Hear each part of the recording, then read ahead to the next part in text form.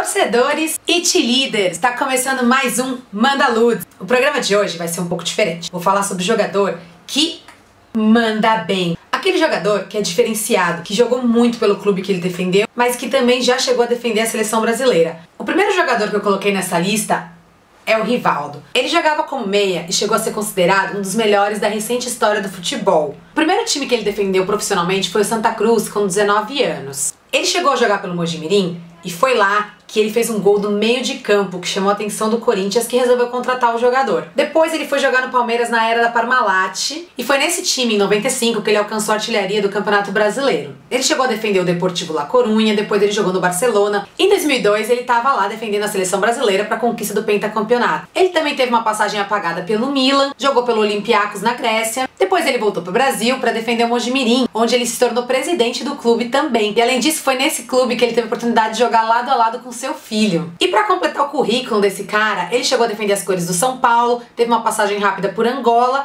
e no São Caetano. Entre as principais conquistas do Rivaldo, a gente pode citar a Copa das Confederações de 97, a Copa América de 99, ele conquistou também a Champions League pelo Milan em 2003 e a Copa do Mundo em 2002. Além de tudo isso, ele chegou ainda a ganhar o Balão de Ouro como o melhor jogador do mundo no ano de 99. O próximo nome da lista é o Falcão. Ele foi considerado um dos melhores volantes que o Brasil já teve na história. Ele estreou como profissional pelo Internacional em 70. Ele conquistou 3 campeonatos brasileiros pelo clube em 75, 76 e 79. Em 80 ele foi transferido para o Roma, na Itália, encerrando a carreira em 86 defendendo São Paulo. O Falcão fez parte da seleção brasileira de 82, uma das seleções brasileiras que todo mundo mais comenta, que apesar de não ter ganhado a Copa do Mundo, ela entrou para a história. Ele virou treinador, chegando a passar por seleção brasileira, América do México, Internacional e a seleção japonesa. E depois de ter virado comentarista da Rede Globo por 14 anos, ele decidiu voltar a ser técnico. Dentro do currículo dele, alguns dos títulos que ele chegou a conquistar foram 3 Copa Itália, 1 italiano, além de diversos prêmios individuais. Olhando algumas listas sobre os principais jogadores que já chegaram a defender a seleção brasileira, eu percebi que raramente alguém cita o nome de algum goleiro. Pensando nisso, eu fiz questão de incluir um goleiro que foi muito importante para a história do Brasil e que tinha que fazer parte da minha lista. Tafarel foi um dos maiores ídolos da seleção brasileira e principal nome para a conquista do tetracampeonato. Somando, ele chegou a disputar 104 jogos oficiais pela seleção, participando de 3 Copas do Mundo. Ele faz parte do Hall da Fama da seleção no Museu do Futebol. O Tafarel também era conhecido por ser especialista em defesas de pênalti. Quem não lembra do Galvão gritando: "Sai que é tua, Tafarel!" Sai, Brasil! Sai que é tua, Tafarel! O Tafarel chegou a ser considerado um dos melhores goleiros da história pela IFFHS. Inclusive, o Tafarel é o único jogador que nunca chegou a ser substituído em 3 Copas do Mundo. O próximo nome que eu coloquei na lista foi o Dr. Sócrates. Sócrates foi considerado pela FIFA um dos maiores jogadores da história do futebol. Ele também ficou conhecido pelo seu engajamento político, onde nos anos 80 ele chegou a liderar um movimento pela democratização do futebol, além de participar do movimento das diretas já. Ele foi um jogador completo, ele fazia gols de falta, de cabeça, de fora da área, assistências perfeitas. Era tão diferenciado que no ano de 2005 ele foi eleito um dos 6 esportistas mais inteligentes da história pelo The Guardian, um jornal britânico, sendo o único jogador de futebol dentre todos esses atletas. Ele iniciou sua carreira pelo Botafogo e desde o início ele já foi considerado um fenômeno. Em 78 ele foi contratado pelo Corinthians e no ano de 79 ele foi convocado para a seleção brasileira pela primeira vez. Ele jogou a Copa de 82 naquele timaço, teve passagem rápida pelo Fiorentina e ainda jogou pelo Flamengo e Santos, até se aposentar pelo Botafogo de Ribeirão, o clube que também se tornou técnico. Ele chegou a ser técnico da LDU, do Cabo Friense e da seleção de Cuba. Continuando na lista, agora eu vou falar do Ronaldinho Gaúcho. Ah não, tá acabando a bateria!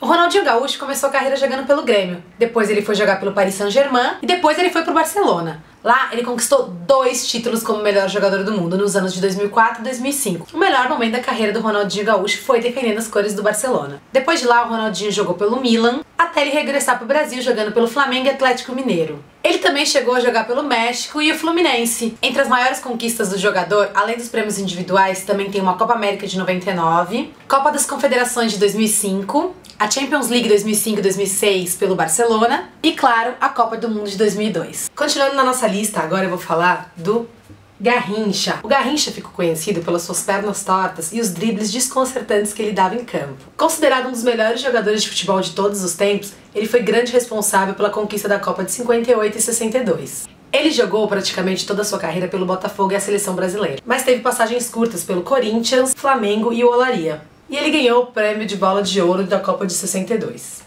Outro jogador muito importante também foi o Djalma Santos. Nos anos de 97 e 2000, ele foi eleito pela FIFA como o melhor lateral direito de todos os tempos. Ele jogou 4 Copas do Mundo, foi ídolo do Palmeiras, teve início de carreira na Portuguesa e encerrou defendendo o Atlético Paranaense.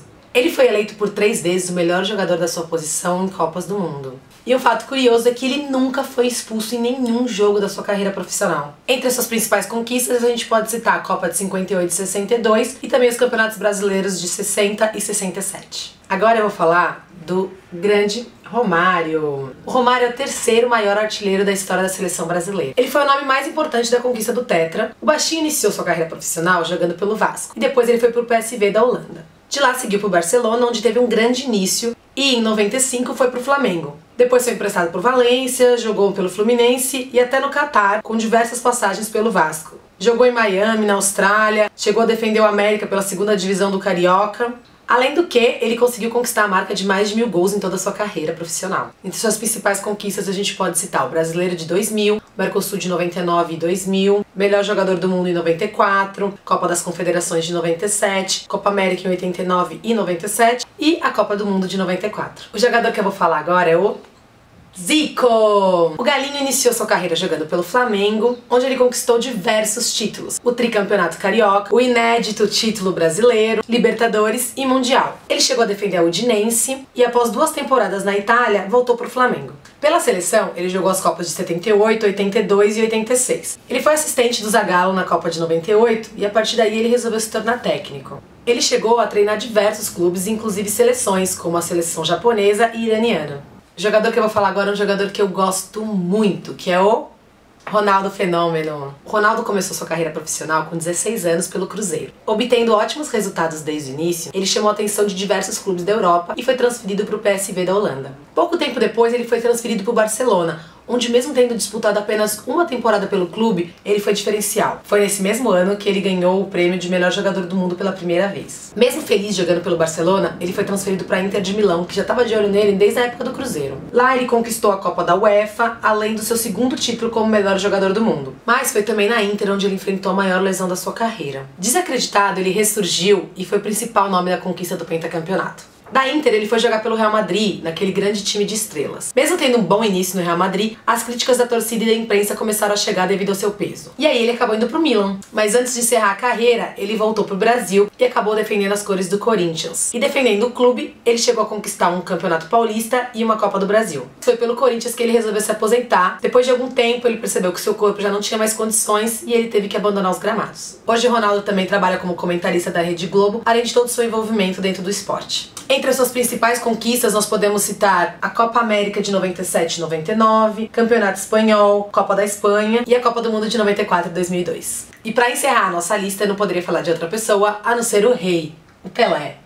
Edson Arantes do Nascimento, o rei do futebol, considerado por quase todos da imprensa, do mundo do futebol e fãs do esporte como o melhor jogador de todos os tempos, ele foi eleito pela FIFA em 2000 o jogador de futebol do século XX. Começou sua carreira profissional aos 16 anos defendendo o Santos e foi com essa mesma idade que ele chegou a defender a seleção brasileira. Além do Santos, o único time que o Pelé chegou a defender foi o New York Cosmos. Ele ficou famoso por sua excelente habilidade de drible, passe, retorno, chute perigoso, habilidade em cobranças de falta, de cabecear e artilharia. É o maior artilheiro da história da seleção brasileira, além de ser o único futebolista a ter feito parte de 3 equipes campeãs em Copa do Mundo. No Santos ele conquistou diversos títulos, como 2 Libertadores e Mundiais. Em toda a sua carreira, o Pelé chegou a marcar 1.281 gols em 1.363 partidas. Entre as suas principais conquistas, podemos citar 6 campeonatos brasileiros, 2 Copas Intercontinentais, 3 Copas do Mundo e como premiação individual, ele chegou a conquistar o Balão de Ouro honorário no ano de 2014. Esse foi mais um vídeo do Mandaludes, eu espero que vocês tenham gostado. Escrevam aqui nos comentários se você concorda com os jogadores que eu citei, se você acha que eu deveria ter falado algum outro nome, se tem algum nome que você tiraria da lista, deixa a sua opinião. Se você gostou de mim, se você gostou do vídeo, se você gostou do canal, se inscreva aqui nesse botão vermelho aqui embaixo que tá escrito inscrever-se, dá um like no vídeo, compartilha com seus amigos e não esqueça de me seguir nas minhas redes sociais que estão todas aqui. Então é isso, um beijo e até o próximo programa!